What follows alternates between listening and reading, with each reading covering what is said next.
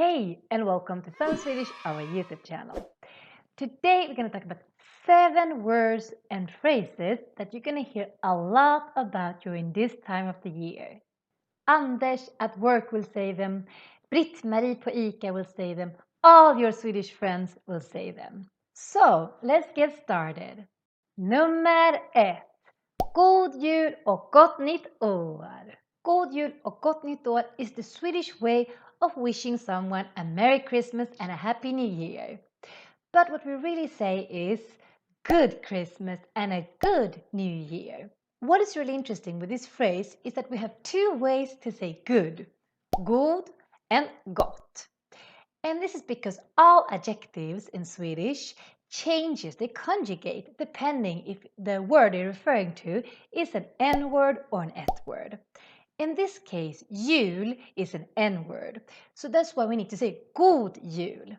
But on the other hand, år is an S-word, so that's why we say gott år and also gott nytt år, because both gott and nytt are adjectives, so they conjugate to the S-words conjugation. So that's why we say god jul och gott nytt år.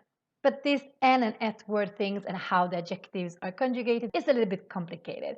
So we're going to do another video about this. So now when you have the chance, subscribe to our channel so you don't miss any of our future videos about grammar and other things that can be really good if you want to learn Swedish. So let's move on. Nummer 2. God fortsättning.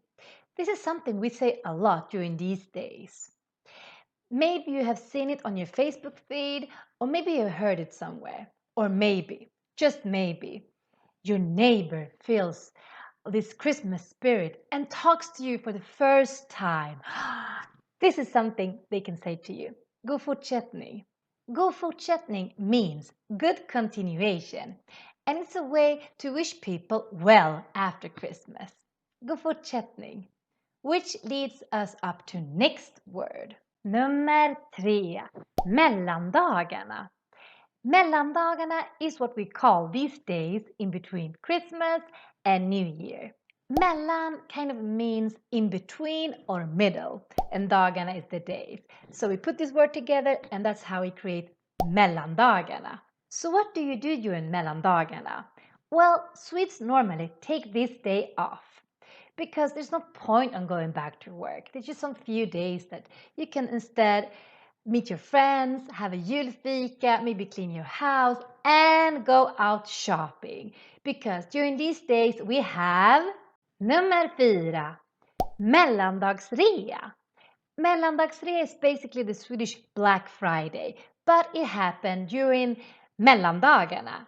Back in the old days, maybe not so old days, we didn't have Black Friday in Swedish. Instead, we had Mellandagsrea. Nowadays, we have both Black Friday and Mellandagsrea. But what's important with Mellandagsrea is that this is a time of the year where everything is on a discount. And the popular activity before, you know what, was to meet up with friends, to have a fika, and then go out and see what was on sale. This year, things will look a little bit different. There's not so much going out with friends to the mall and shop in real stores. But you can still have a coffee at home and some fika and buy our Swedish course that has a discount, 20%.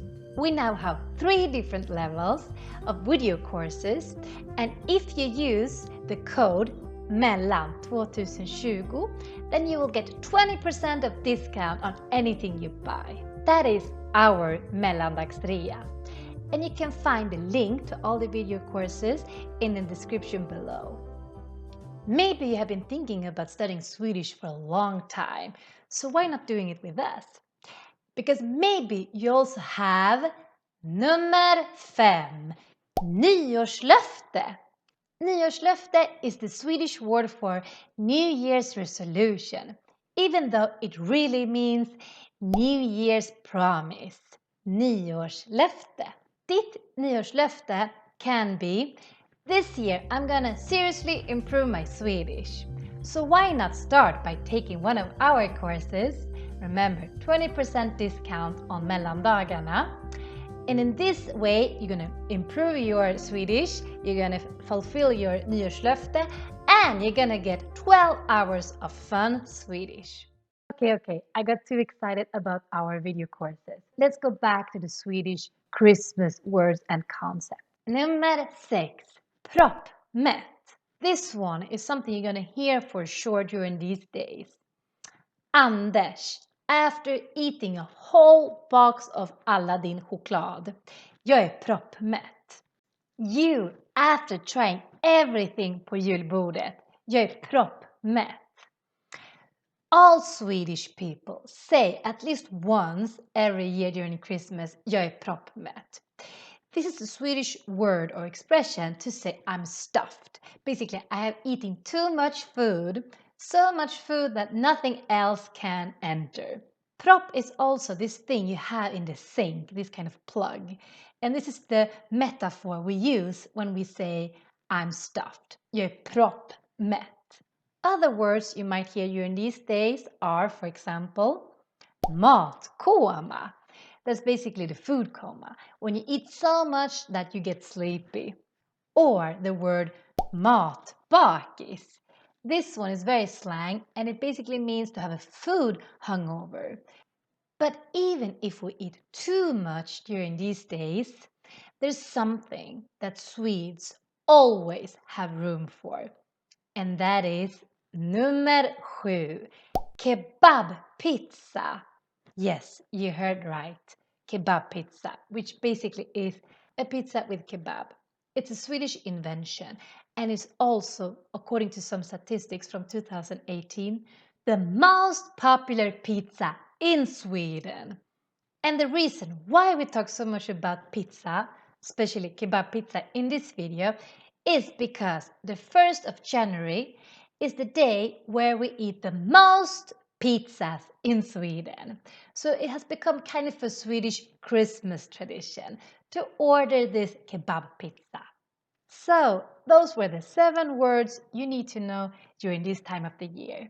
Oh, but we also have a bonus. As you might know, 2020 haven't been a very nice year. And you're gonna hear Swedish people talk about this. They might even say jävla skitår, which basically means devil shit year. This is a classic way of Swedish cursing, jävla skit. And that is the Swedish way to complain about this damn year, jävla skitår. That way you can finish the year cursing like a real Swede. So, hope you like this video. If you did, put a like and don't forget to subscribe to our channel if you haven't done it. Hope next year will not be a jävla skitår, but a better year. Hej då, god fortsättning!